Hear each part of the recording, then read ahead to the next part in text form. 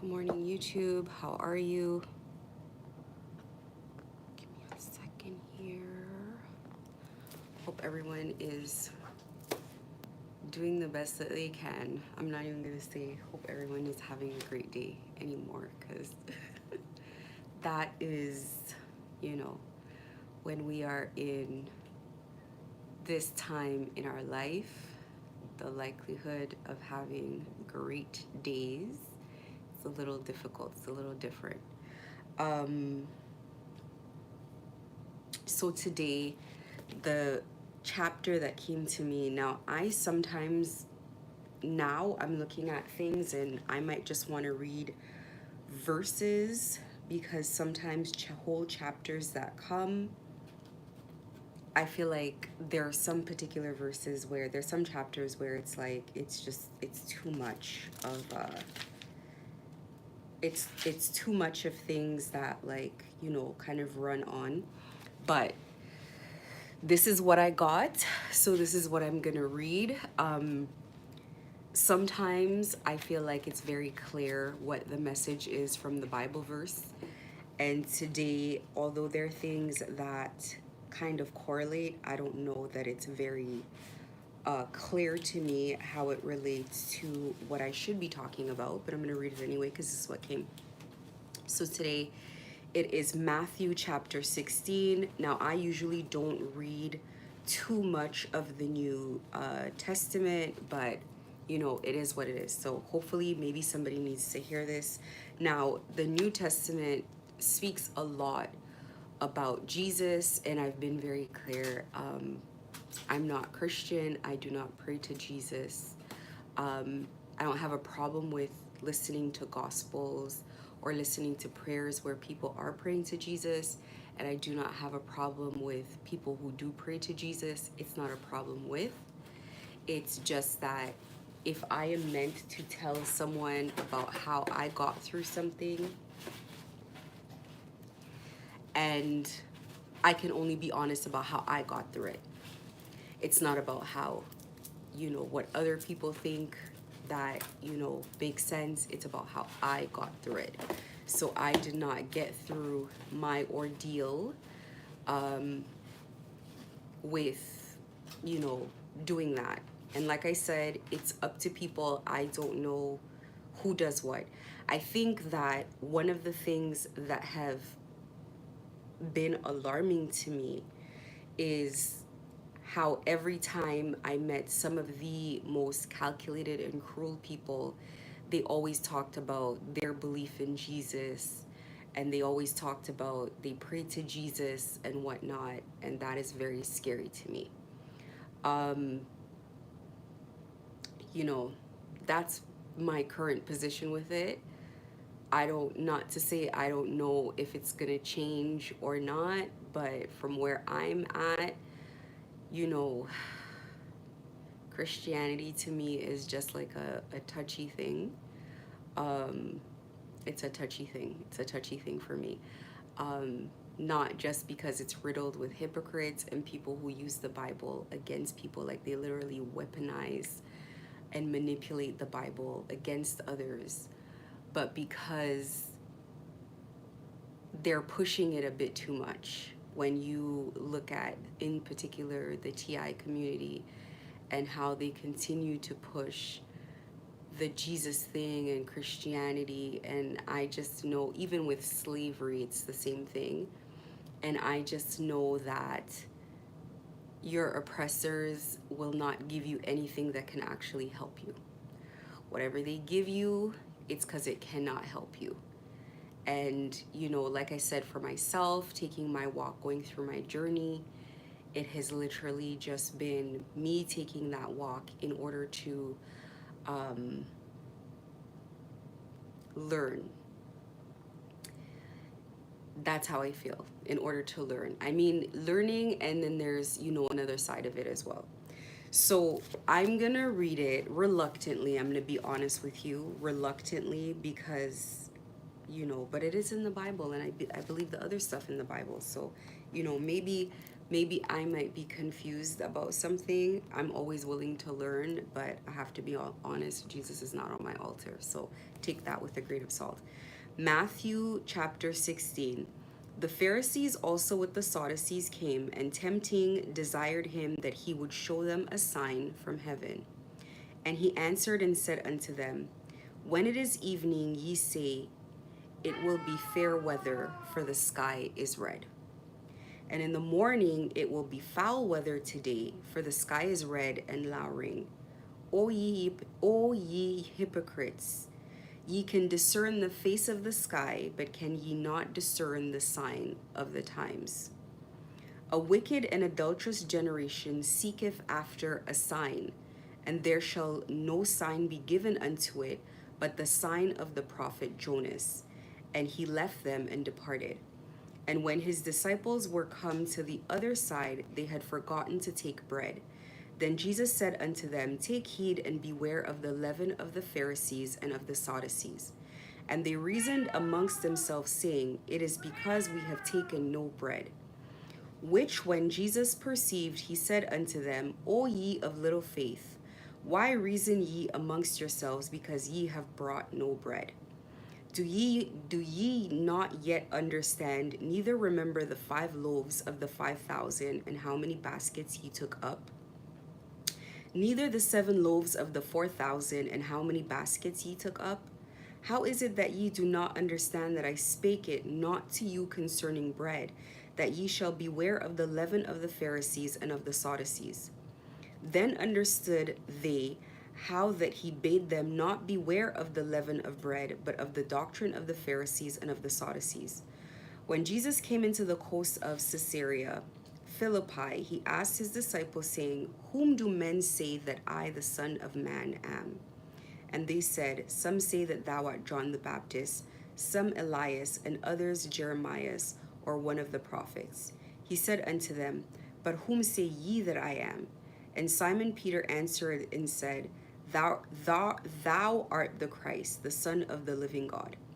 And Jesus answered and said unto him, Blessed art thou, Simon Barjona, for flesh and blood have not revealed it unto thee, but my Father which is in heaven.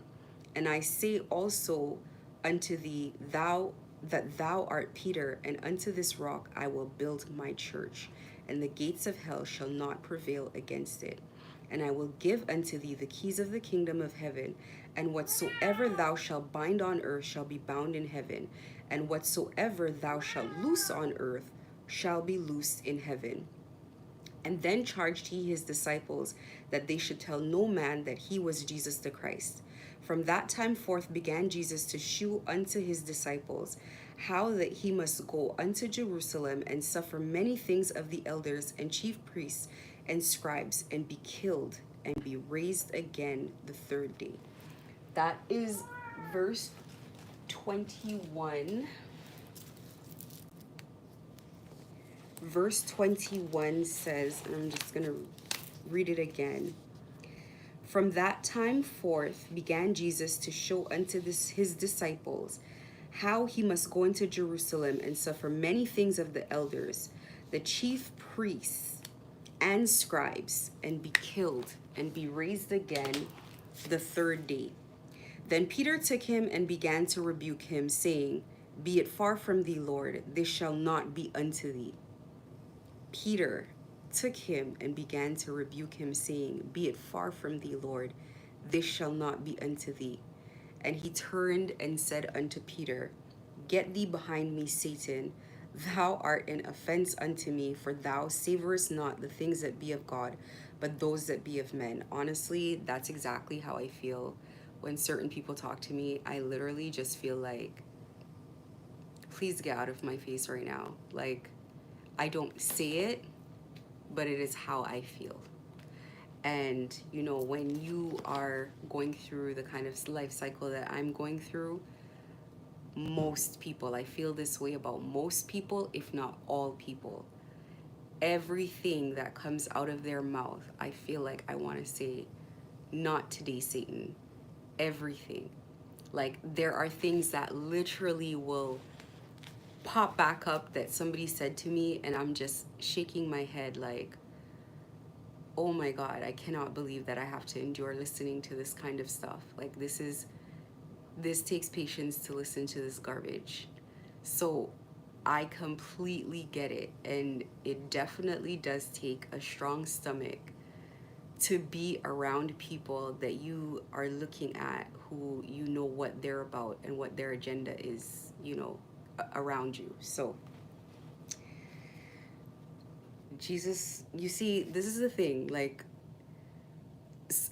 initially, when I had to come on here and speak, I was just like, I don't know if this is a good idea, because I'm very straightforward. I don't know if this is a good idea. And I'll even tell you, even before this, there are times, even my children know, even my children will be like, I don't think it's a good idea. Like, there have been times in the past where we've kind of discussed like ideas, and I'd be like, why don't we just do like a Q&A and whatever? And they'll be like, I don't think that's a good idea. I don't think it's a good idea to do a Q&A with you, because you are very controversial in all your opinions. And it's not that my opinions are controversial. It's that some of my opinions are very traditional, and traditional, or, I want to call them foundational beliefs, okay? Foundational beliefs are not, they're not opinions that are widely accepted these days. These days, a lot of things are very new age. And not just that, but I tell the truth, and I'm a straight shooter, and I'm very straightforward. That doesn't go over very well either. The other thing is that I don't like explaining myself, so I leave things unexplained. I say what I have to say, and I don't explain it. Excuse me, that leaves things to misinterpretation. So I thought to myself, why is God asking me, of all people, to like talk to people? I'm very happy to listen to other people talk, and I'm very happy to quietly disagree with people. I don't always tell people when I don't agree with them. Actually, more than not, I don't see the point. So for me, coming and speaking to people about things, I'm like, first of all, I don't know what my delivery is going to always be like. Secondly, I don't know the day that I'm just going to tell somebody, when I've had enough. I'm just going to tell them exactly what I think. And I know that could be biting. In my life, when I face issues of conflict with people, I have to let them do all the talking, all the mocking. I have to let them do all the insulting. I have to let them make up all the stories and quietly go my way. Because if I speak, I'm going to speak the truth. The same truth that caused them to hate me and attack me, I'm going to tell them the truth. And hearing it out loud is going to make someone self-destruct. And that's when people start going on a warpath against me. They were on a warpath before I spoke. It's going to make them go on a warpath against me. It's like now, I was silent the whole time, been persecuted, and as soon as I speak the truth, then it's like it gets taken up, 100 notches. And when God was like, and I just knew in my heart that I had to come on and I had to talk, and I was like, oh my God, here we go. Because I know this is going to make me a lot more enemies than, I don't know why I have so many to begin with prior to even talking. But this is how I am. Part of why I won't say anything to people when they say things to me is because I literally will say things like that. And, maybe someone might not be appreciative of being called Satan and, saying things that way. But you know what? I'll tell you, that's how spirits are. Spirits do not mince words like people mince words. Spirits are either going to be quiet or they're going to be very straightforward. They're not going to mince words, not for your feelings, not for anything. They just don't. The spirits that I deal with anyway are very straightforward. They tell you how they need to tell you. the things that we do as human beings, they don't do. There's not a lot of diplomacy. There's not a lot of like, how do we say it? Like, I mean, there may be things that they need to say that they may not want to say right away because, you know, they want it to be received well or whatever, but there's not going to be like mincing words and things like that.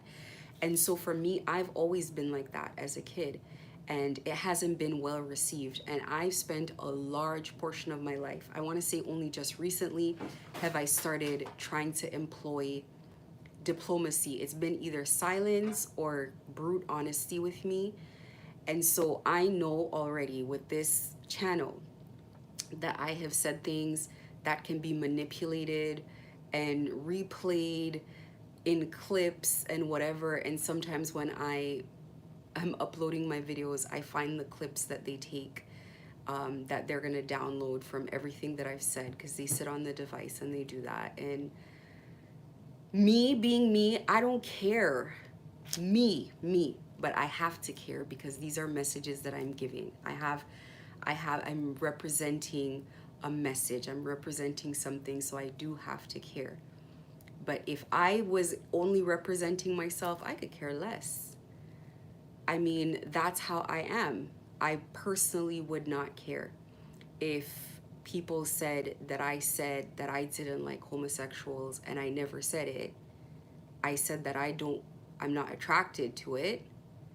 Then it's like, I'm gonna leave people to extrapolate that however they want. And if they want to extrapolate it like something that it is not, then I just like, what am I gonna, like, it's the energy output, it's the usage of the energy. That's what it comes down to. You know, and I realize that everything that I say can and will be used against me. I recognized years ago, I've been living this life long enough, but you know, I also am not gonna mince words. I'm not gonna change what I think and what I believe is what I know to be true. I don't say I believe in God, I know God. I don't say I believe in my ancestors or I believe I have spirit guides. I know them. I know this. This is what I know for a fact. This is what I experience. This is what I live. So there's certain things that, you know, I feel like when I read the Bible and I see it reflected, that very straight shooter, straightforward, straight direct to the point sort of. And even when I listen to like preachers, when I listen to because I listen to a lot of Christian preachers, when I listen to people talk and they like to skirt around the truth too much, it makes it difficult to get to where you have to go with a message when you have to tiptoe around things and over explain it. I feel like it gets muddled. Every time I have to over explain something, I feel like a message gets muddled. I feel like it should just be straightforward, and some people are gonna like it and some people are not. And there are just a ton of people, you know, who it's not enough to live their life in their way. They need other people to validate it and co-sign it and stamp it. Nobody needs another person to stamp their lifestyle or their beliefs. It just is what it is. We're here to experience life and, you know, live in whatever way. And I say this because I know that there is a thing going around with me not liking homosexuals, which, to be honest, why does it matter anyway? If I don't like brown sugar, why should brown sugar be mad? And it's not true. It's just my life experience. I've been best friends with, you know, it's not true, but I just know there's a ton of different things that go around, and it's like sometimes I definitely sit back and I'm like, am I really like the most appropriate it's so funny because people don't want me to do this, and it's a position that people don't want me to have. And it's funny seeing somebody scrap for something that you're kind of just like, this comes with a lot. It comes with a lot. And if a person cannot, or people cannot handle conflict, look at what tarot readers are going through, then these are not positions that should be taken up lightly. It's not just like celebrities who just get backlash in the media. It's not like that. This comes with attacks. Not like how normal people think spiritual attacks are, where you wake up and your car's not working. This is not friendly fire like that. This comes with hand-to-hand combat where people are like, it feels like a spiritual attack that is physical attack, or it comes with attacks that are trying to get you out of here by the morning. Why are people fighting for something like this? Where is the benefit from what they're looking at? They are the obstacle now. When they step out of the obstacle role, who's gonna be, it's like a side chick. You're the side chick now, so it's funny. When you become the wife, who is gonna be the side chick? It's like that. When you become in the chair, you start understanding better. When I used to watch tarot readers struggle to maintain patience, struggle to do this, I used to feel sorry for them. I used to pray for them. I felt it. I felt the difficulty I felt it in my chest, the difficulty that they were going through. So I was literally like, God, they're suffering. Give them a break. Throw them a bone. This is crazy. And now that I sit in the hot seat and it was not something that I wanted, I was like, yeah, no, I'm good. I have enough issues as is. As soon as you sit here, you inherit more enemies than the ones you already had. So it's like your enemies multiply. They like split in 2 and 3. And now you have different groups. You have international enemies. You have enemies that you don't know. You've saved people from things that people had plotted on them because you gave information, trying to do a good thing. I know I can feel it if I tell someone something, or if I tell people something and people scramble. I can see it. I say things and the sales of things go up because people need things. I can see it. So I know I'm causing disruption. I know I'm saving people. That's the point of what I'm supposed to be doing. So this is not easy. And I'm saying this, putting it very, very, very, very lightly. This has been a mess from the first day. The first day. So, you know, I read the story and I have a point that I'm going to make after this, but it's so funny to me. I just feel relieved like Jesus talks like this. And I know that there's verses in the Bible where like Jesus flips over tables and stuff. And I'm like, see, it's not just me. It's impossible not to lose your cool in this situation, even though God wants you to. Anyway, where was I? 24. Then said Jesus unto his disciples, if any man will come after me, let him deny himself and take up his cross and follow me. If any man will come after me, let him deny himself and take up his cross and follow me. And whosoever will save his life shall lose it, and whosoever will lose his life for my sake shall find it. For what is a man profited if he shall gain the whole world and lose his own soul? Or what shall a man give in exchange for his soul? For the Son of Man shall come in the glory of his Father with his angels, and then he shall reward every man according to his works. Verily I say unto you, there be some standing here which shall not taste of death, till they see the Son of Man coming into his kingdom. This was the part at the end that I had to read this for. I'm going to read this again, slowly. This is Matthew 16:24.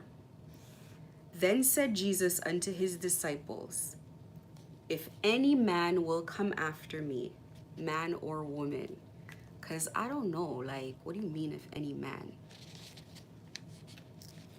If any man or woman come after me, let him deny himself and take up his cross and follow me.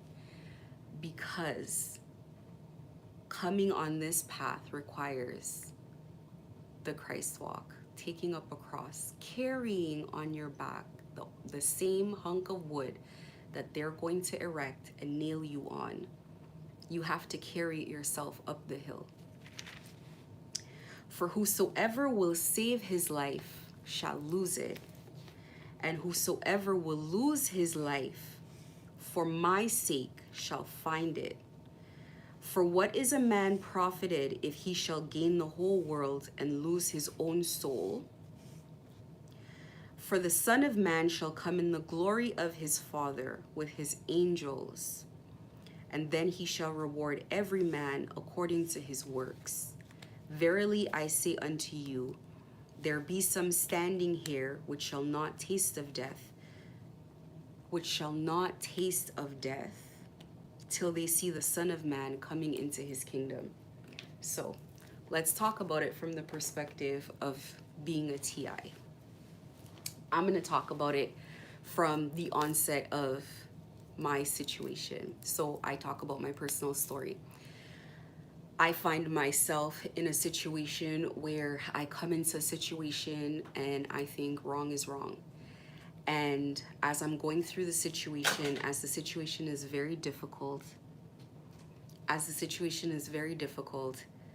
say to myself, despite the fact that this is extremely difficult, wrong is wrong.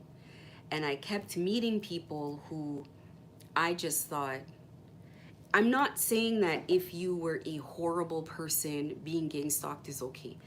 Being gang stalked is a particular flavor of torture that is very difficult, and that I do understand. Gang stalking is different from normal things. Like normal people can persecute you, but gang stalking is 360, where nothing is left untouched. There's frustration in every single part of your life. Every single part of your life they try to block. Gang stalking is a different animal altogether. But it's seeing how innocent and pure-hearted the people that they target were. It really felt to me like this is not okay. And so I kept moving forward with my fight. I kept moving forward in the direction that I was moving forward with, because to be honest with you, it felt to me that there was no other option.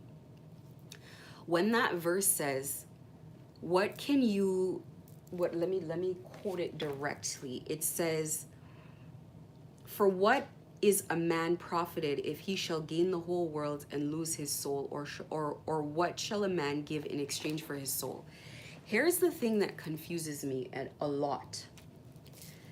The people who do witchcraft, dark magic, they take the left-hand path. These people know for a fact that what a soul is, or they should, because they're playing with spirits, they're playing with energies. They understand that energies are timeless. They understand that these energies that they're playing with are not, it's not like, hopefully they understand how spirits come, reincarnation, past lives. Hopefully they understand all of that. And still in understanding this, they take risks and they do things that don't make sense if you truly understand something. So, if you're working with spirits and you recognize that there are spirits that are stronger than the spirits that you've been working with, meaning you come into energies that are very high ranking, very strong on the left-hand path. And these energies are not as strong as other energies that you are now encountering. And you make enemies with the stronger energy. Even the energy that you're working with, you are not stronger than that energy, and that energy is still weaker than what you guys are fighting. You would think that people who work in the dark arts would understand that spiritually you want to build alliances and not make enemies spiritually. Let's go back. People spend a lot of time trying to network physically. In the 3D, they try to network. I want to be friends with this person because this person has money. I want to be friends with this person because this person has connections. I want to be friends with this person because this person is powerful. But you work in the dark arts and you depend on the dark arts. You depend on magic to live. Everything you do is magic. You get back to magic for everything. Which is it?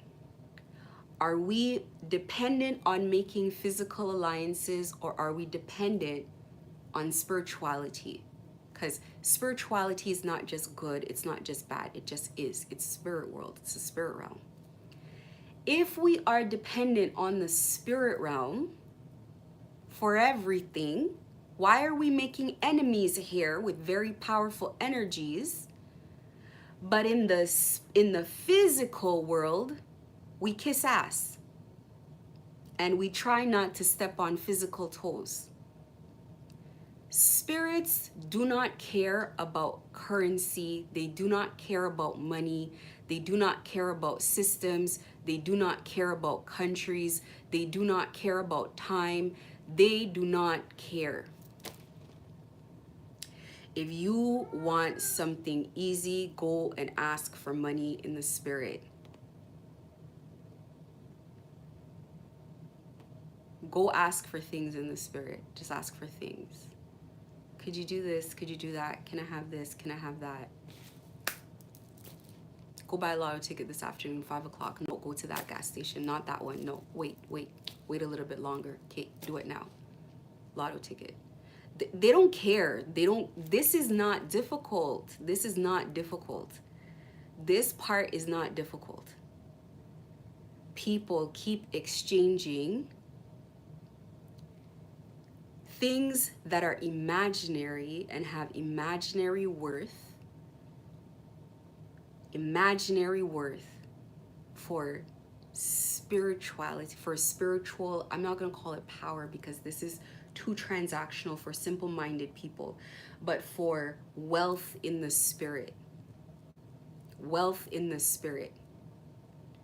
People will tell you, or people will behave in a way, because no one's physically said, but people will behave in a way. They're okay with staying up all night to attack people. That took discipline. They're okay to learn how to astral travel. That took discipline. They're okay to learn how to attack people. That took discipline. They're okay to learn how to absorb backfires. That took discipline. They're okay to learn how to come through protection work. That took discipline. But the discipline of sexual purity, that's where they draw the line. That's too difficult. The discipline of taking advice from spirit, that's where they draw the line. This is too difficult to learn from infinite wisdom. This part is too difficult. I want to read the book by the person who took the advice from spirit, but I don't want to go direct to the source. I want to go learn some ancient language, to read some ancient text from an ancient person who sat in meditation and got it from the same source that I can go and get it directly from. And then people get insulted when you do not respect them and the knowledge they acquired by taking the long road of trying to do things themselves that didn't need to be done.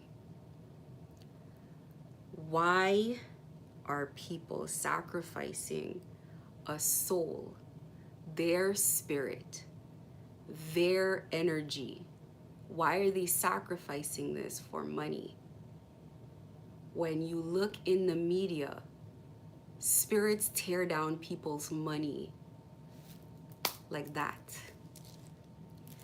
The person that you align yourself with has spiritual enemies that you don't even know about.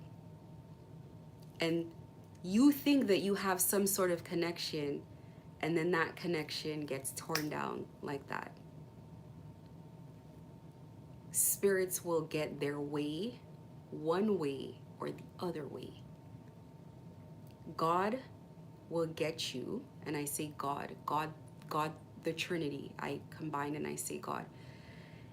If this energy is after you of its own consciousness, of its own free will, where can you go to hide it?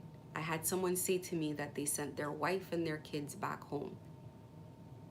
To do what? To do what? I don't understand. Excuse me, I don't understand which way people are going. I don't understand. So I get confused. Are these spiritual people? Are these occultists? Are these practitioners? Or are these people who, what is going, it's a very confusing thing for me. Because when you deal with people who deal with spirituality and who understand the spiritual world, they behave that way. Your soul is forever. Your soul is forever. So if you were to pass away today, let me explain something. If I were to pass away today and the lights went out today and my work was not done with spirit, they pop me back in a womb immediately like that. They know the very hour, the very second that I'm gonna fall, and they already have somebody waiting to have intercourse right now, and they're gonna pop me back, and I'm gonna fall right in like this, and I'm gonna be born again, and we're gonna come back and we're gonna finish what we started. When I come back, I am not gonna remember you. I'm being metaphorical. I'm not gonna remember who the person is. The person doesn't remember me, but the spirits remember. The spirits have an agenda. It will be carried out. And the appropriate party to carry it out will continue to carry it out until it gets carried out. So you come back and your spirit recognizes people. You're walking on the street and you see someone and you're just looking at them. Your spirit recognizes them and your head's going, where do I know this person? Where do I know this person? Where was it? Was it school? Was it work? Where is it going? You have no idea, but you recognize them. Your spirit saw them. Your spirit's like,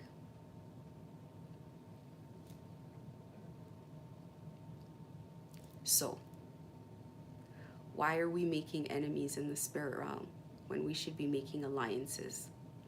I gotta take it away from a biblical sense because I know people do not believe in Christianity. I gotta bring it to speak it in a way that people can understand. Is this truly the energy that you want to make like your enemy?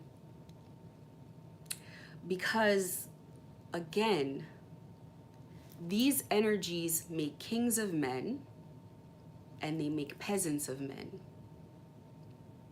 These energies don't need a GPS.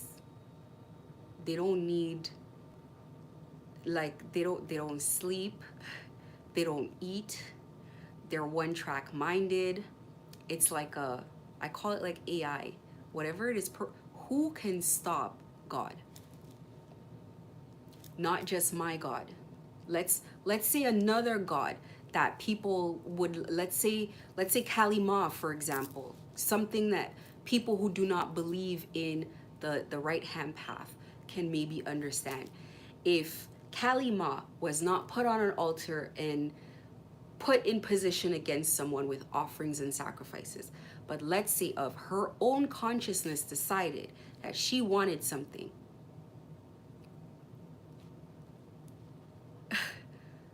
as a human being, as a person in a vessel who's trapped to the vessel, who is assigned to the vessel, who cannot leave the vessel, who is walking around as a human being. Yeah, sure, you can project and stuff. I'm saying you're assigned to the vessel and you have an energy like this after you.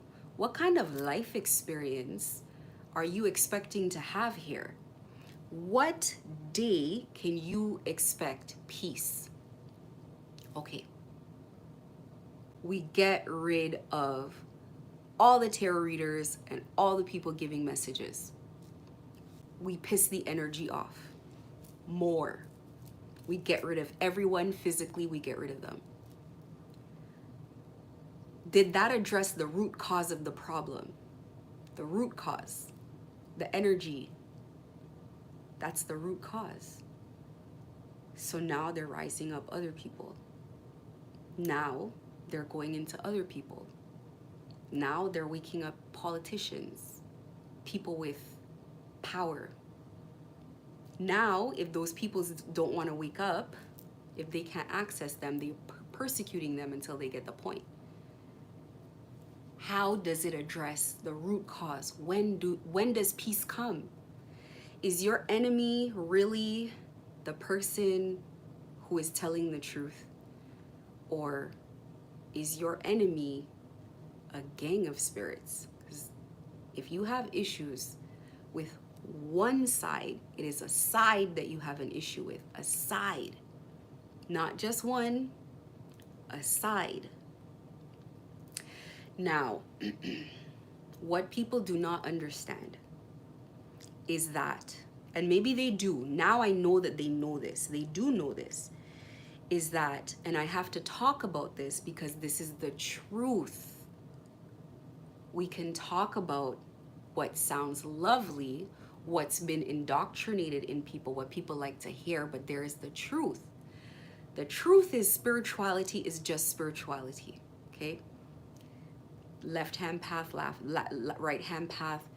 You are a person that has a left hand and a right hand, right? You got both. Spirits have both as well.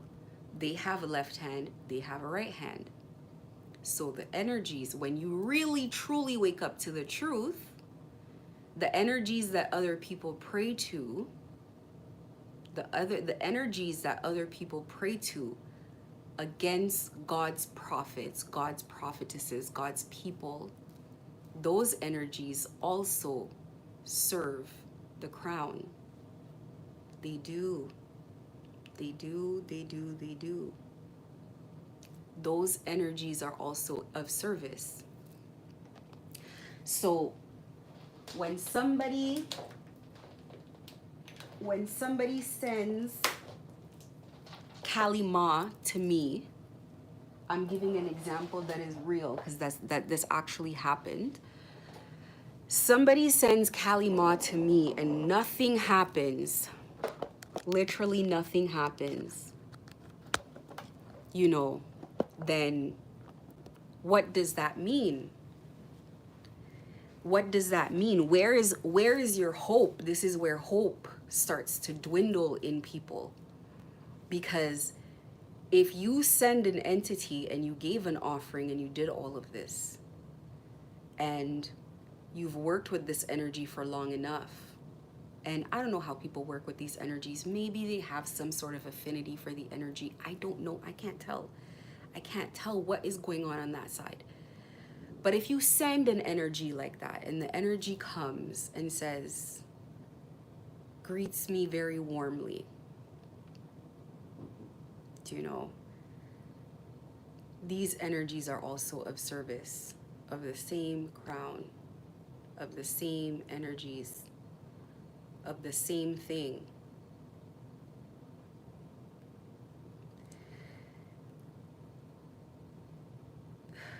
Even the demonic entities that are persecuting us are still of service.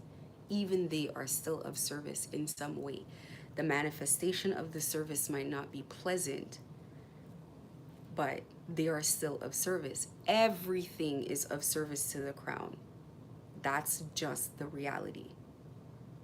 So one has to ask oneself, why are we making enemies in the spirit realm and kissing ass to men physically? It doesn't make sense when you really think about it. So you will come back. I gave this example. You will come back and energies will feel familiar to you because these are energies that you've aligned to in past lifetimes.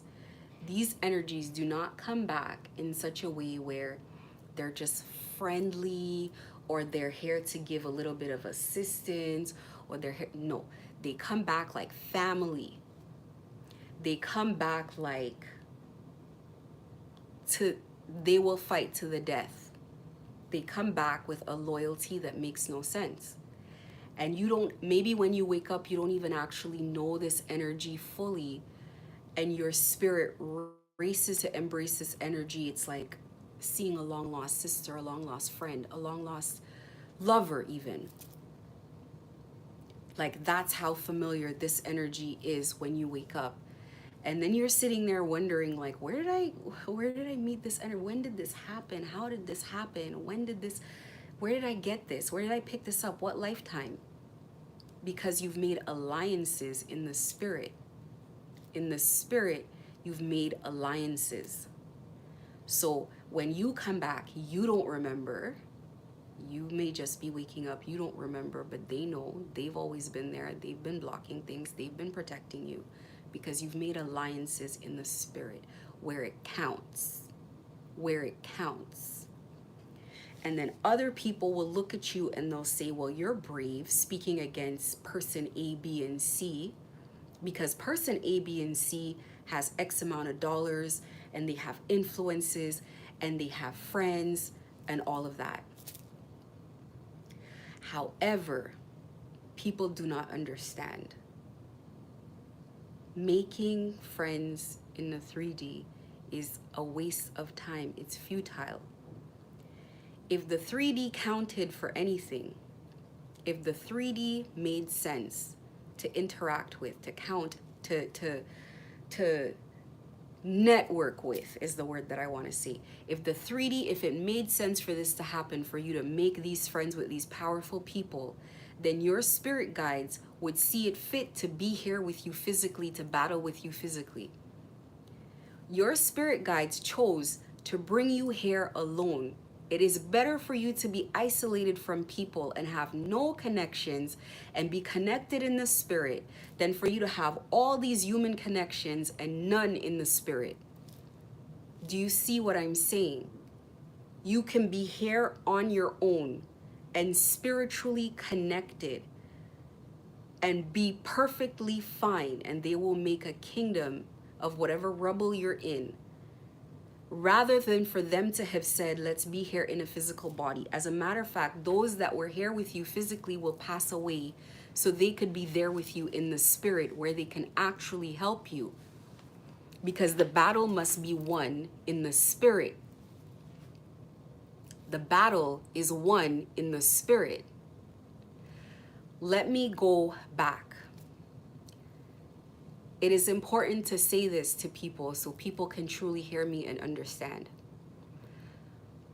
You might look at your bank account and you might say, I got 50 bucks in here. And you might shake your head and you might be like, I don't know what's going on now. And little do you know that these entities were plotting for you to have negative 30,000 in there, or negative 50,000. So your spirit guides had to work in the spirit to make sure they gave you $50,050 so you could be positive. And so you look at the $50 as a negative, but you're not realizing that you're actually in the positive because you have $50. I used to look at that with my work. There was one day where somebody came in to return a $2,500 fur coat, $2,500. Excuse me. And that day we made almost nothing. I think we made like $300 for that day. And I remember we were praying about it and my daughter looked sad and I was like, no, we gotta be thankful. And she's like, but we didn't make much. I said, but we didn't have a $2,500 return. If we had a $2,500 return, $2,500 plus tax, so $2,825 or $75, something like that. If we had that return, we would have actually been in the hole for the day. And everything we make tomorrow and the day after, whenever, we would have to be making back up. That's how it works. That's how you have to look at your situation. So, relating it to the spirit, you might look at your situation and you might say, well, I haven't resolved issue A, B, C, or D. Minor things compared to whatever your situation is. I haven't resolved this. I haven't taken care of this. I'm in court with somebody for this, for child support, and I'm in jeopardy of losing my children, and all kinds of things that spirit is not concerned about, because these are easy issues to resolve. The root cause of the issue is the soul tie. Somebody has binded you in the spirit. They've chained themselves to you, and you can see it almost like a hose, like a big pipe that they put inside of your energy, and they're draining things out. And spirit needs to you to walk this walk to get here, to break the soul tie. On the earth, you see yourself as having multiple challenges that are yet unresolved, and so these challenges, they frustrate you. But in the spirit, your spirit guides are high-fiving because we're back up. We've sealed the exits, we've blocked the leakages, we had to pull that hose out of you, that pipe out of you, we had to mend it, we had to heal you, we had to put you in triage spiritually, we had to build you up. We had to make you a new person. We had to watch you die on your cross, because you took up a cross, denied yourself peace, denied yourself good sleep at night, denied yourself happiness, denied yourself comfort. You chose pain over pleasure. Pain over pleasure for your spirit team. You walked that path and you stayed there when it was tough, when nobody else in their right mind would have stayed with the situation. You lost things physically so you can get all the way here. And it took a while, took years, took a while so you could get all the way here, so we could take out the root cause. We could get you ascended and woken up. We could teach you how this game really goes, so you cannot make these mistakes ever again. We can teach you how to discern people, who's who, what's what. We can fully wake you or make you into the highest version of yourself, indestructible, by fire, and we could take out the root cause of the problem. Because you can choose comfort and be over there having a bunch of people latch to you through soul ties. But if you stick with the walk, you may look at your bank account with $50, but you're up. And you know who knows you're up? The people who want you to think you're down. The spiritualists that cannot feel your energy anymore. They cannot enter anymore. They are no longer a third party spiritually to what you have going on. They are no longer there to experience what you experience, to suck off a little piece of everything that you have. Do not look at the physical. Do not look in the physical and say to yourself, I don't have my children. God needs your hands light right now. Children should not be a part of what you're going to go through right now. There shouldn't be kids in the house for the kind of work and the kind of energy that is going to be coming your way. Take it easy. Easy to say, easy to hear. It might comfort you for a bit, and you might need to continue repeating it to yourself over and over until you get it. And maybe the day that that horrible energy that puts you in the hospital comes, you say, thank God my kids weren't in the house to experience this. Because if it hit a child, a vulnerable child who's not strong like an adult, it might take a child out. There are reasons for everything, and things are seasonal. They're cyclical if you can learn a lesson. It's a cycle if you can learn a lesson. So, somebody can give you anything if they want your soul. There's nothing too big for a person to give you. How many houses do you want? How many cars do you want? How much money do you want? Entities give that to people all the time, to celebrities all the time. They use their little machines that they've built up with strongholds, and then they give them fame, They give them multiple homes. They give them a marriage people envy. They give them all of this stuff. Inside emptiness, inside dead, inside feeling nothing, inside anxiety, inside stress. Who cares about giving that to you? Cups. Cups are difficult. Even for spirit. Even for spirit. Because cups come of free will. They'll say love spells and this and that. Love spell is not real. Like, let's be very clear. Love spell doesn't feel good. It doesn't feel filling. It's an illusion. It's a mirage. If you've ever been under a love spell, you're under the love spell and you don't even like this person. You're under the love spell and this person disgusts you. Simultaneously. You're simultaneously could be under a love spell and hateful of someone. So that is not how love works. That's not how love works. Love is real. Love is filling. It fills you up. And there are people who've never been filled up because they were attacked very young. So they never had that opportunity to really drink of a cup. So they don't know what it feels like to feel complete. When you feel complete, you don't even need like food. You could fast. You could sustain on that energy. Like that energy is enough. When people are full, they can leave anything behind to remain full. When two people equally truly have that connection, or when a person and a spirit equally have that devotion back and forth, it is a fullness. And when the energy, let's say the marriage is with spirit, when spirit is happy, you're happy, you feel it, you're bouncing. You're high, you levitate. Energetically, you're levitating. You're walking on clouds. So why would you not want to keep spirit happy?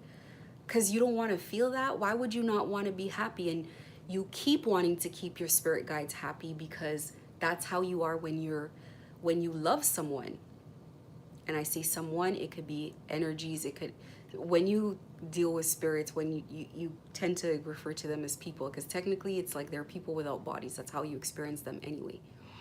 But why would you not want to make, whether it's a partner that you have or a family member or an energy that you have that loving relationship with, when you make them happy, it makes you happy to see them happy, which then makes you happier. And this is a cycle. This is the infinity symbol. That's what it represents. It's perpetual happiness through giving. It's perpetual fulfillment through giving. That comes back. Giving is receiving. Simple concepts that people don't even want to try because to them they're still nickel and diming. What is the phrase? It's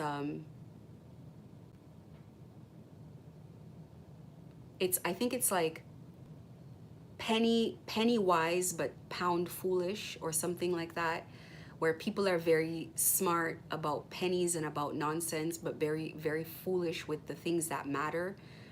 Like, I still don't understand what is going on here and why people think that just because they attack a physical vessel, that is going to make their situation go away or be better. The problem is here because these energies have been trying to look for a solution for a long time. They've devised it. Are we not at a point where we see how coordinated it's coming? Well, we're seeing the coordination now. Maybe there were people before that saw the coordination. I don't know. They don't move like they see the coordination. They don't move like they see that it's a plan. It's strategic. They move like they think that they're the ones moving the wheel. The people here are behaving as if they cannot see what's in front of them. And what's in front of them is that, look what happened to the first person that tried it. Why, before the first issue was cleaned up, did we go and multiply the problem? Usually you gotta clean one thing up find the solution and apply the solution to the rest of the problem. People are only here begging people to stop. They're not offending anyone. They're just begging people to stop. Like, it's a bad idea.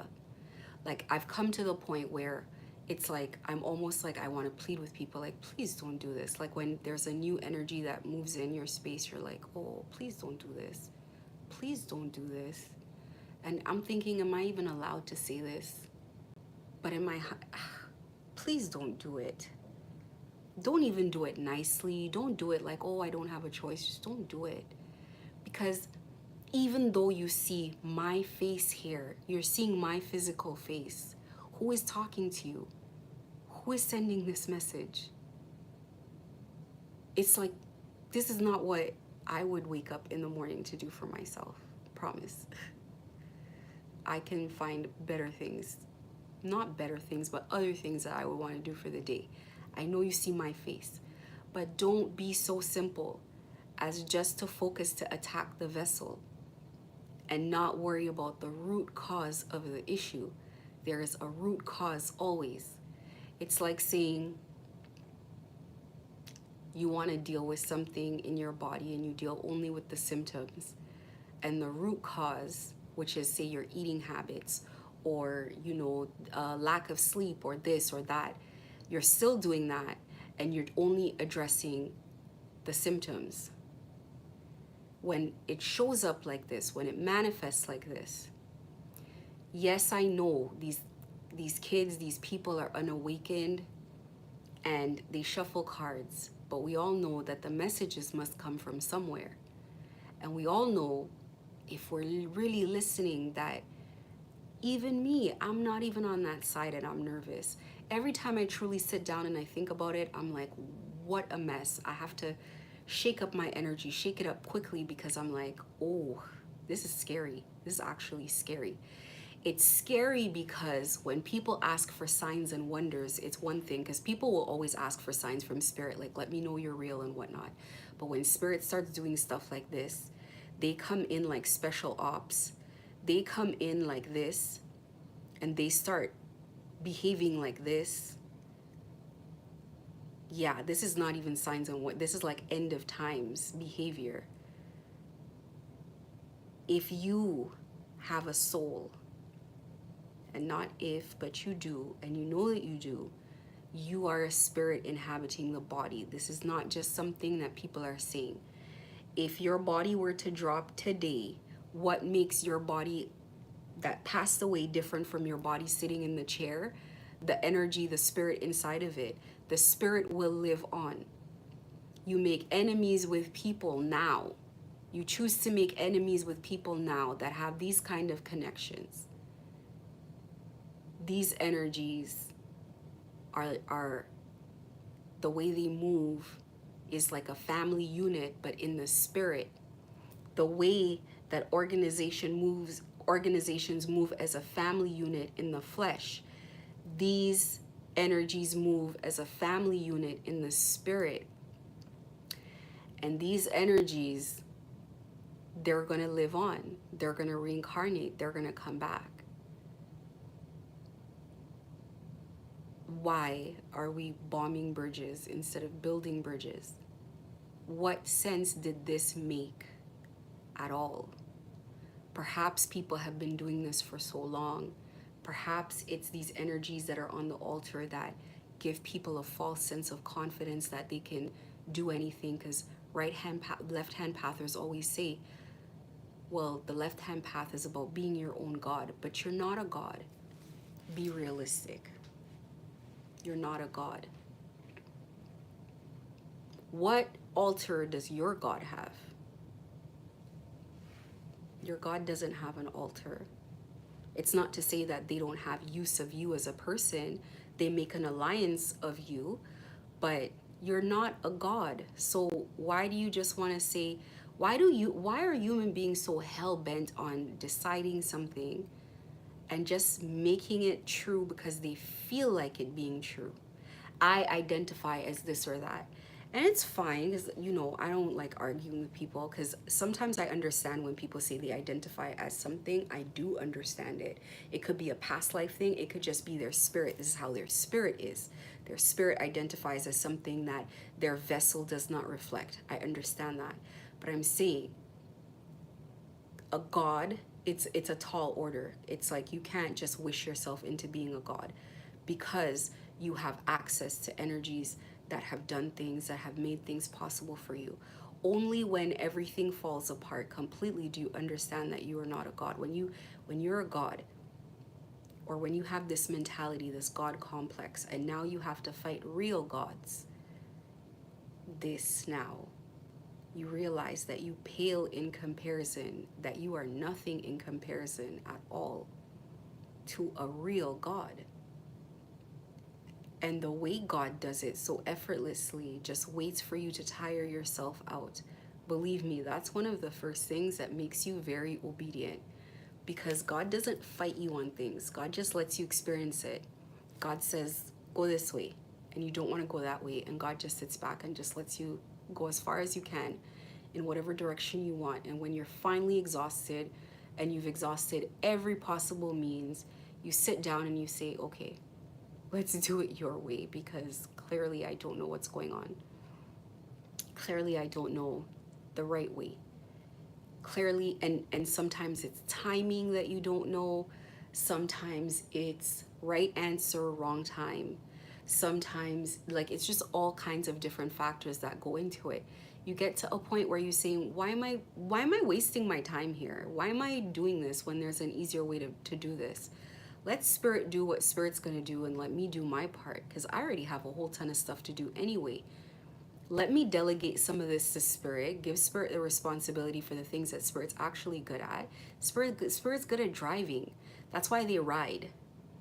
They ride. If there's a horse and there's a rider, who directs? The rider. That's why they ride. So why would I try to direct when that is not my expertise? My expertise is in other things, and they trust my expertise. They have to depend on me for that part. That's why it's co-creation. That's why it's an alliance. That's why it's a marriage. They have to depend on me for that part. No matter how much money a man makes, and no matter how respected he is, and no matter what he can produce, he cannot get himself pregnant and birth himself. He needs a woman for that. So he has to depend on her for that. And there are things that no matter how intelligent he is, he has to depend on her expertise. This is why it's a marriage. This is why it's a partnership. So why are people here in their human form fighting spiritual battles in spirit, and the energies they're working with are not even accepting offerings, are not doing their part? You can see what's in front of you. You would think at some point you would say, this is not working out the way that I thought it would work out, and perhaps I should pivot.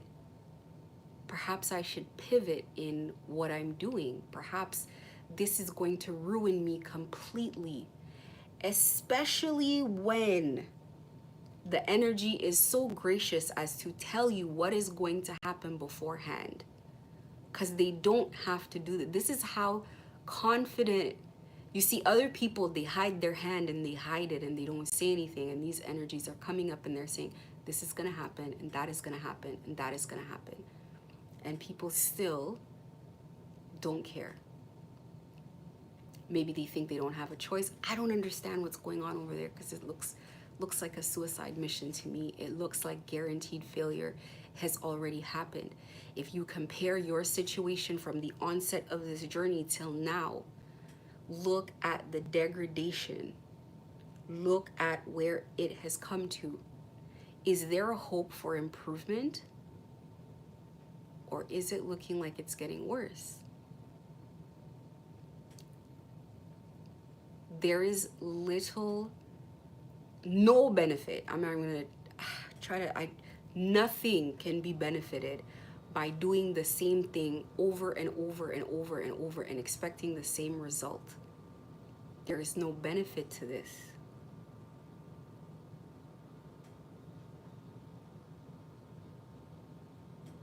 And Spirit's already seeing it.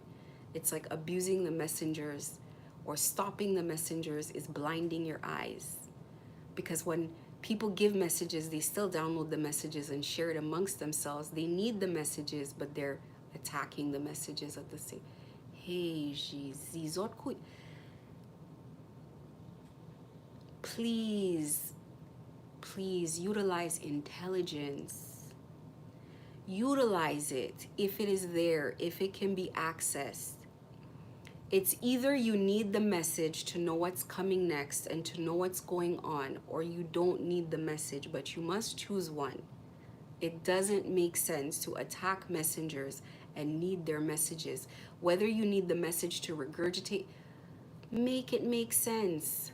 There's no plan here. There's only reaction. Panicked, hasty, and desperate. There is no strategy. This is how people behave when they've lost. You must acknowledge where you've come. And you can feel it in the energy. Everybody can feel it. Everybody in this situation can feel in the energy what's coming, what cycle you're in, where the wheel is in your life. We can all feel it. You know, anybody who works against God's plans, even if the plans are manifesting in the life of someone you hate, but this is God's plan, you work against God truly. It's God you're working against, because this person is of service to God. When you come into service to God, you have to deny yourself. Let me explain this. People know what I'm talking about, but I'm still gonna say it. I just have to say things because I feel like, I don't know, maybe there's no time for rational thought because there's panic here. When you work with a singular entity, like a devotion to a singular entity, okay? Your spirit guide, your higher self, or your lower self, whichever it be. You decide to marry this energy.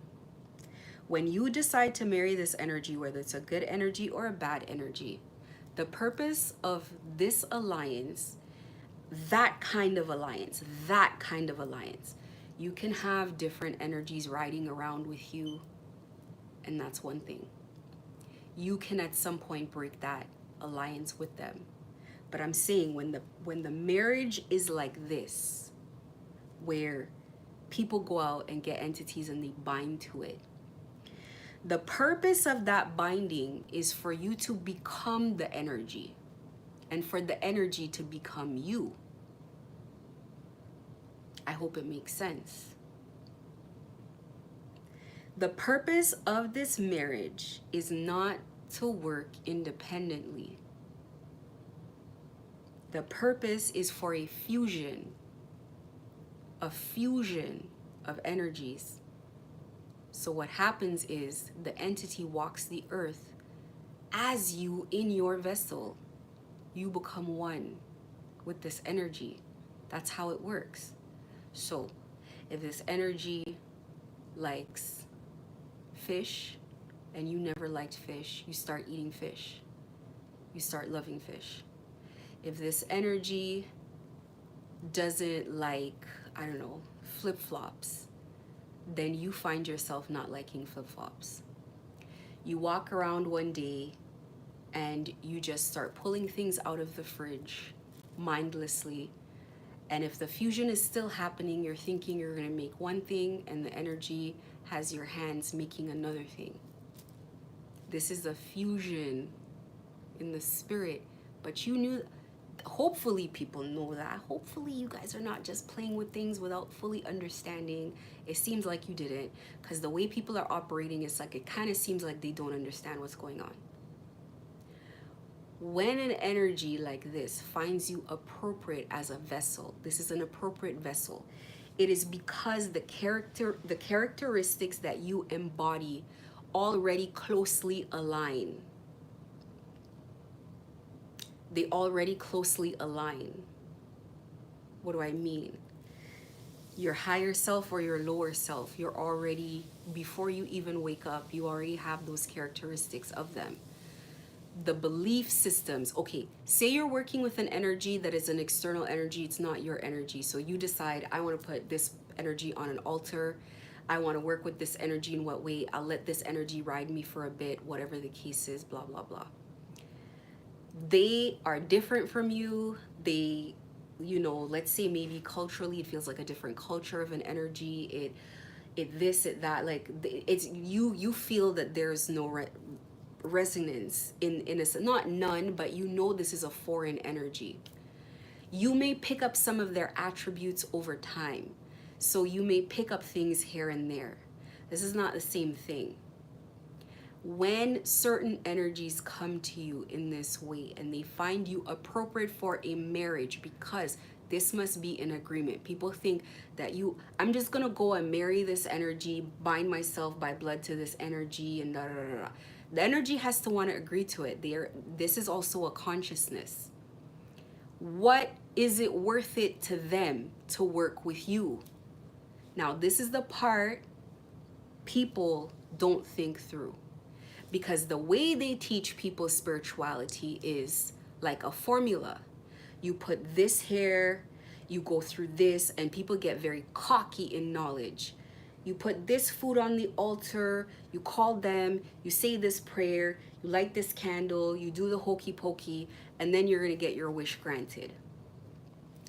When an offering or anything is presented to an entity, they look at it and they ask themselves, of what benefit is this to me?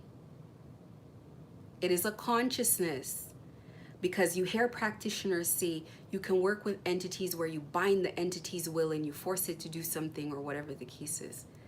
Subjective. They can refuse you. They can refuse you. They can decide they don't want to work with it. They don't want to enter into partnership. They can decide that. So if they're in partnership, there is a benefit to whatever their agenda is, long-term or short-term, whether you know it or not. So when energies come here and they liken unto you and they decide that a marriage is appropriate, they're not sitting here with you to lollygag on BS because you have petty agendas, because you feel like, I don't like that person, I want to break their legs. No. What happened is your course was guided in such a way to find any reason necessary to find them wherever they were, to come into union, because the point is to come into union. And as they stay in union, the longer you stay in union with an energy, you merge into the energy. You merge into it. So when you show up, there is no longer you. The energy shows up. It walks the earth as you. So it's like the shows where you see Lucifer and Lucifer finds a person and Lucifer morphs into the person and is now a man. And when people look behind the eyes, it is no longer whoever, say the person's name was Victor. That's not Victor anymore. That's not Victor anymore. Victor's gone. And I'm not talking about when an entity possesses you and you're in the back and the entity's in the front and they've taken over. I'm not talking about that. That's different. That's a possession. Why? Because a possession is not a fusion. A possession can be cast out. It can be cleaned off. You can separate. It's not a fusion. A fusion is permanent. When you fuse, there is no distinction one from the other. A fusion is like on a cellular level. When it enters every molecule of every cell in the body, what operation can we do to take it out? It's done. It's a fusion. So when the fusion happens, the marriage, the spiritual marriage, and these energies walk the earth in vessels, this is why you experience a higher self like this. This is why when you meet your higher self, you recognize it both as a God, but also it's not like it's like you, it's like it is you. It's like we behave the same way. We act the same way. We're on the same page. Your higher self does not need to tell you what to do. Your higher self doesn't need to say, we should do this. Your higher self knows what it likes. It knows what it's going to do. It knows itself. So it knows how you're going to respond. It just knows. It has the same taste. So you can be put in a situation, your higher self knows that you can be put in a situation under the world's strongest love spell, but it likes what it likes, and there will be no love spell strong enough to make it like what it does not like, to make it appreciate what it does not appreciate. It knows that. So it knows where to take what some might think is a risk, but it knows is a guarantee, certified. Doesn't even need to monitor. And that's why you find yourself in these kinds of situations. You find yourself where Spirit didn't actually ask you to do this. So you might be under the impression that you're not possessed because you're like, no. I did this myself. I did this because I didn't like this person. Your higher or lower self knows what you're not gonna like, and it knows how you behave. So it just lets you do your thing because it is you. It's the same thing. So it's like existing fully in two different dimensions, existing in the spirit and existing in the 3D as the same element. This is a very unique situation because spirits have to not just agree to it. It's not like you petition it. It's like it's arranged that way. We are experiencing a tug of war here. Well, on one side, it feels like a tug of war. And another side, it is literally like I don't know why hostile takeover came to mind, but it's more than that. It's not like a hostile takeover because I don't want to ruffle people's feathers with this like feeling of being antagonized. People knew and know what was going to happen here and are probably fighting against it. And I still come back to the same thing. Why put your soul in jeopardy for a situation that is already locked in? Spiritually, it's already locked in. Why put your soul in jeopardy for situations that are already locked in? There was time for people to make better choices. There was a lot of time to make better choices. And it's like really nailing it in that this is the choice that people are going to make, as far as like choosing a side and really like digging their heels in here. It is so futile. All the effort, all the energy is so futile, and no progress is being made. None. And it's like sometimes people are, it's like they don't want to believe their eyes. They're still asking a question from what their eyes can see. It's like they don't want to make the necessary decision. But there's a necessary decision that needs to be made. At some point, you got to just come to terms with it, how it is, how it's going. Stop loss. Stop losing. Not losing as in I'm the winner or this and that, but stop losing things. Because these energies that are here, the higher self of the energy cannot be bribed or bought, because we know, and the people here, everybody here who makes sense to know, understands a soul is permanent. The actions that happen here now will follow you. As soon as you drop out, if you are going to reincarnate, which some people will not, they will not. That was the plan. If you reincarnate, you're gonna have to continue this fight. Whether you continue the fight in the 3D or the 5D, all they do in the 5D is fight. That's all it always is. It's always a fight. It's a tussle. If you get to continue on, you're not escaping the last thing that you did. The last violation, they're still gonna get you for that. Whether or not their vessel remembers when it wakes up, they know, they have an agenda, and it will be filled out. Why? Why do two people feel like sworn enemies to the death who don't know each other?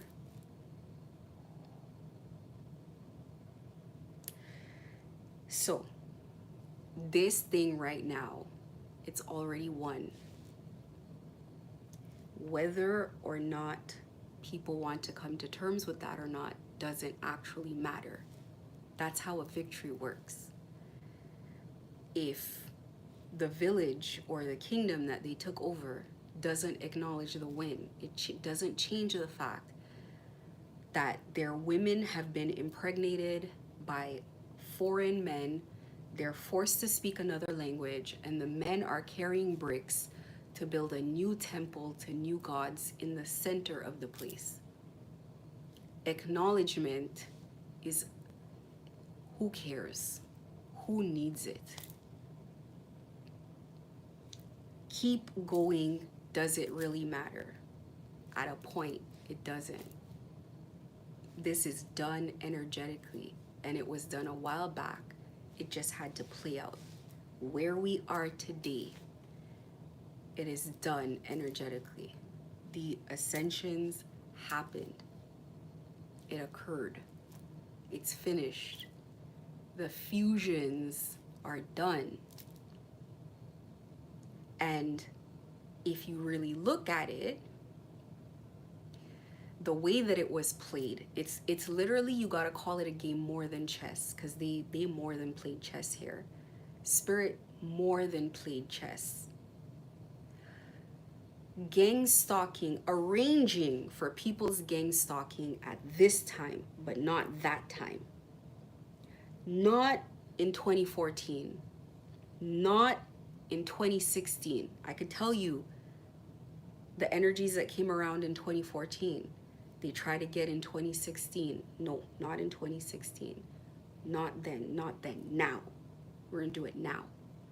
Spirit arranges for the soul bindings to get the work done. Spirit arranges all of these things. It's by Spirit's hands. So what I was gonna talk about today, I was gonna go through something called a passcode. A passcode is the code you need to break out of a cycle. It's what we call when the lesson is learned. So you're in an ascension and it looks this big and it has slithers all the way through of different challenges. And a challenge might manifest itself like gang stalking. It might manifest itself like death spells, health spells, beauty spells. What else do I have here? Conflict with others, lust, all kinds of things.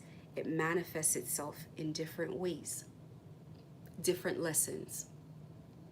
And these lessons are grueling because in order to fuse with your higher self, you need to be able to do all of these things. You need to master all of these things in order for your fusion to be safe, to be a safe carrier of this type of energy. These energies have very dangerous enemies, the same way they have very powerful alliances. You cannot just walk out here in any kind of way. In order to get through the lesson, you're going to be kept in the lesson until you learn it. Learning a lesson means going past your breaking point. So here's the beginning. Here's when you're begging to be released. Here is your breaking point, and here is the end. Your breaking point, you got to get to it, you got to break. You ever heard of breaking a bowl? You ever heard of you got to break? In the breaking is the transformation. That is where you turn. You're exhausted, you're done, but you recognize that this is where you are and you cannot leave. So you have to turn into whatever it takes to make it through this cycle. Because death is not going to come for you. It's not going to come for you. So you have to stay here and you got to figure it out. You got to fight with this. You got to manage it. You got to master it. You have to conquer it. And when you get to that point where you are no longer begging for release, you are comfortable here, you kind of like it here, they got to beg you to stop. Chill out. Okay, we get it. You learned. Then you get what is called a passcode. And the passcode is always 1, 2, 3. Think about, metaphorically, think about needing a passcode, and you've tried every passcode possible, 30 characters, all different, all different things. And then someone comes at the end of a grueling cycle and they say the passcode is 1, 2, 3. The passcode to get out of every lesson is 1, 2, 3. It pisses me off to no end. I go to the end of the earth and back. I search, I look under everything, I check twice, and the passcode's always simple on how to break out of a particular cycle. Oh, all you gotta do is that. You get gang stalked for a year and a freaking half. And then one day, Spirit gives you the passcode. Just turn the phone off. What? Don't piss me off. Do not piss me off. It was that simple the whole time. Just turn the phone off. Oh my God. This is what I mean by the passcode being 1, 2, 3. Now, mind you, I had times in the past where I felt it had to be the phone and they blocked me from that. Whenever I came to that, distraction, chaos, something came in the way. But it was that easy. Then I get to another cycle. Cycle's tough. I gotta go through the whole thing. And I get to the end and Spirit's like, oh, just do that. That was it the entire time. That's why you're panicked, but your higher self is not panicking. They're just coaching you through, like, don't worry, just stay through it. You'll be fine. It's okay. Because your human brain is calculating, like, how is this going to happen? How is that going to happen? Spirit needs you here right now. Now, Spirit's taking you out of the situation. And who's provoking you to go outside all the time? The same Spirit. Could you go outside? Could you go do this? Could you go do that? Making up reasons for you to go outside. Could you go do that? Go take a walk. I got work to do. Your body is lifting itself already off of the chair, trying to go outside. Why are we doing this? You start understanding what's happening here. And I've been seeing what's happening here for so long. I'm just sitting in the background with my hands folded. I'm like, I cannot believe that people are going through this situation. Do they not see it? Do they see it and they're just fighting it? What's going on? I cannot tell. But your spirit knows. You know in your heart, if you're paying attention, you can see what's happening. The passcodes are easy. You get the code once the lesson is learned. And once the lesson is learned is when you're comfortable in whatever it is. You're immune to whatever the challenge is. You enter every challenge and you feel the same way in the beginning every time. Oh my God, what am I going to do? How am I going to do it? How am I going to do it? And then you got to wrestle your way with it, box your way through it. And then you get through it and it's so easy. You can do it with your eyes closed. You enjoy it. And then Spirit's like, okay, we got to go. And you're like, wait, but I'm comfortable. No, we got to go. It's like me with fighting. It's like getting to the point where You fought so much that you don't see fighting the way other people see fighting, maybe as like something tiring, or like you just see fighting as just like it is, you know, it's like second nature. And now it's tough to get out of the habit of it because you've had to come to be in a habit of doing that. It's like anxiety. I didn't even think about it the other day. The other day I thought about it. I said, wait, this is a really good skill to have, to not be affected by anxiety, because you know what? Perhaps carrying this energy is going to be in a lot of anxiety inducing situations that you're going to manage with calm, because anxiety will destabilize your ability to make decisions that are clear. Anxiety destabilizes your intelligence. Anxiety makes you make mistakes. Anxiety makes you panic and makes your head muddled. People that are normally very grounded and sound and make good decisions in anxiety it's too much panic. Anxiety and panic are two different. To me, anxiety is like a permanent panic. Anxiety lies to you. Anxiety makes up stories. Anxiety exaggerates situations. Now, there's two types of anxiety. There's anxiety that's fake, that has nothing to do with the reality of a situation. And there's anxiety that is compounded on genuinely desolate situations. So it's real anxiety.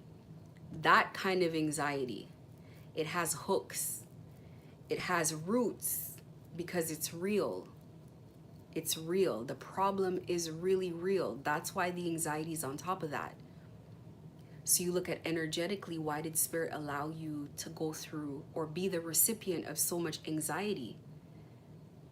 And then you look at people that end up in really horrible situations that have a return of that much anxiety.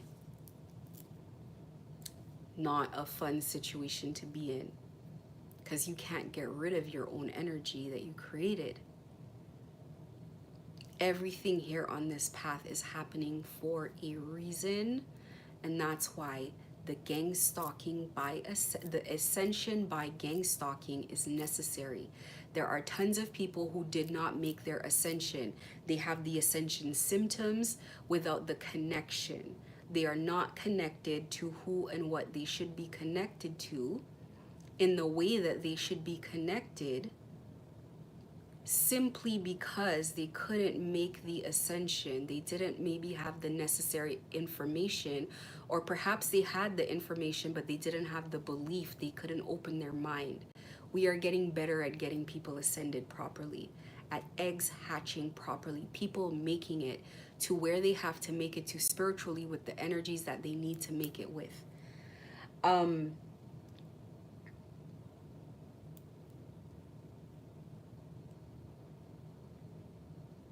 I've already said everything that I need to say here.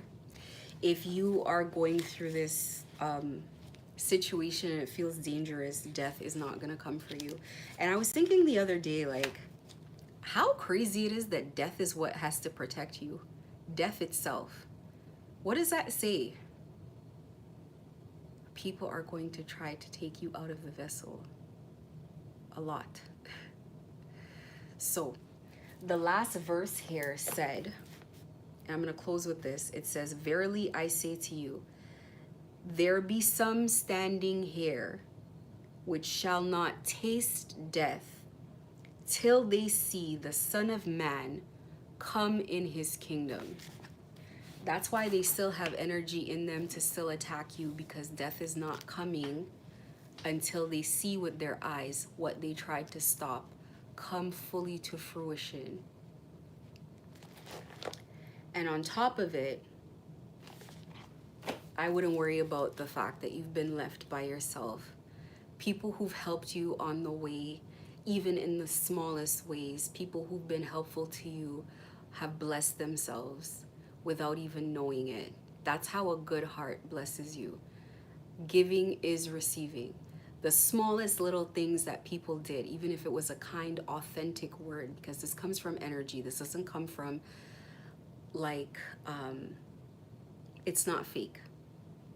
Spirit reads energy.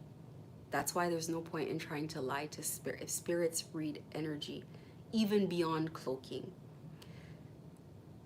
People who have, along your journey, along your ascension, extended a hand, especially people who've been punished for extending that hand. They've blessed themselves and they don't even know it.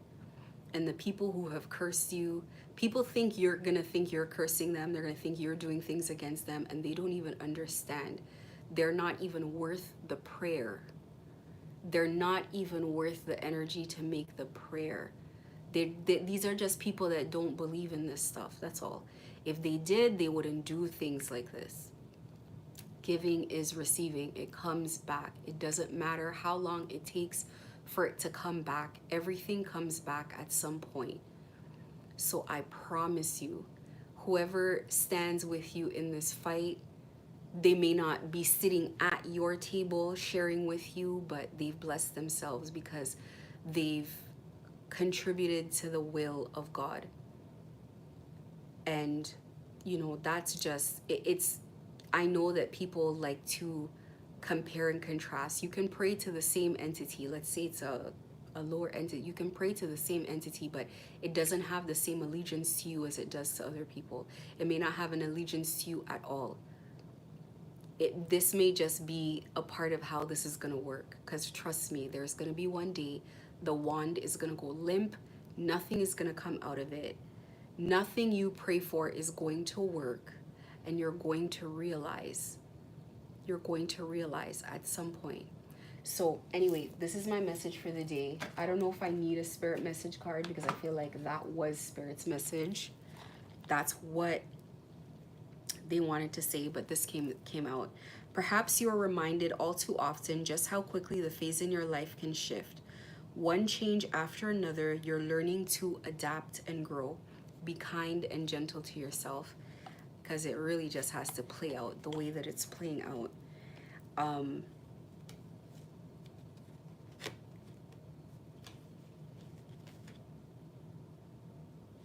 These same cards come out all the time. These same cards just talking about not letting worry rule you, being true to yourself, that not everyone will understand you, letting go of the old and making way for the new.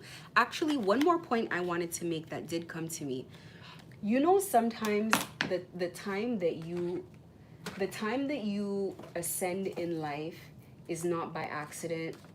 I've always been kind of in contact in a way with like spiritual people, people that read tarot and people that do certain things. I've always been in contact with them and I rejected it before. And I've been more practical. I've been more concerned with business, managing money, understanding the world, understanding economics, and just very practical matters. And I think I needed to understand that. I've found myself groomed by just virtue of being in those environments over time, over the years. And so it's almost like Spirit came and got me after that time. Like I had to really, because these two aspects of a person are like they're too contrasting. They juxtapose one another, because business and money, like those kinds of things, like more worldly affairs, more Capricorn endeavors, rely on what you can see, effort that you put out yourself. And spirituality, more like Piscean, Aquarian matters, they rely more so on what you cannot see, blind faith and blind hope. They're so opposite each other. And then what happens during the ascension is the two merge. Your spiritual body merges with your practical side into one. You converge into something that is both. And you have to kind of look at your ascension in that way. Everybody's different, everybody's path is different, and their purpose is different. And it's two parts of yourself marrying each other. And it's appropriate, the lessons that you're going through. And I sort of started realizing this as well. It helped me with not judging people as much, because it's like the walk that you take, there are people who are going to say, oh, this person's ghetto and this person's this and this person's that. But the walk that you take prepares you for whatever role you're going to play in however this thing is playing out. So Don't judge your human experiences like I live this life and I did this and I did that and I'm coming into a different part of myself. Perhaps I'm not with those experiences, they mean something in some way, is what I'm learning. So the card, the crystal of the day, please go get you some crystals if you're going through gang stalking. Okay? Now I'm gonna mince words. Get crystals. Crystals assist in some of these things that people go through. They assist immediately. The crystals are for all kinds of things. You can it will assist you in all kinds of different things. So please get some crystals. The one that came out is hematite, the crystal of harmonizing mind, body, and spirit. And it's for grounded contact. A powerful grounding and protecting stone, hematite helps you to feel stable and secure. This stone harmonizes mind, body, and spirit, anchoring you if you only have one foot in incarnation. I don't know if anybody's had this experience. If you're too much on either side, it doesn't feel the greatest. If you step too much in the spiritual realm, like walking around in your body feels like an out of body experience. It feels like being underwater. Like when you are underwater and your eyes are open and you're just like, I don't know, just like functioning under there, that's what it feels like. So that's the best way to kind of, you don't want to be that. You don't want to be doing that. That's not good. It establishes a connection to the core of the planet while allowing you freedom to roam the cosmos and always know the way home. Hematite facilitates coming to terms with mistakes, recognizing them as learning experiences for the soul.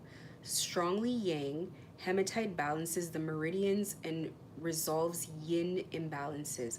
I actually have to look this up. What is a yin imbalance?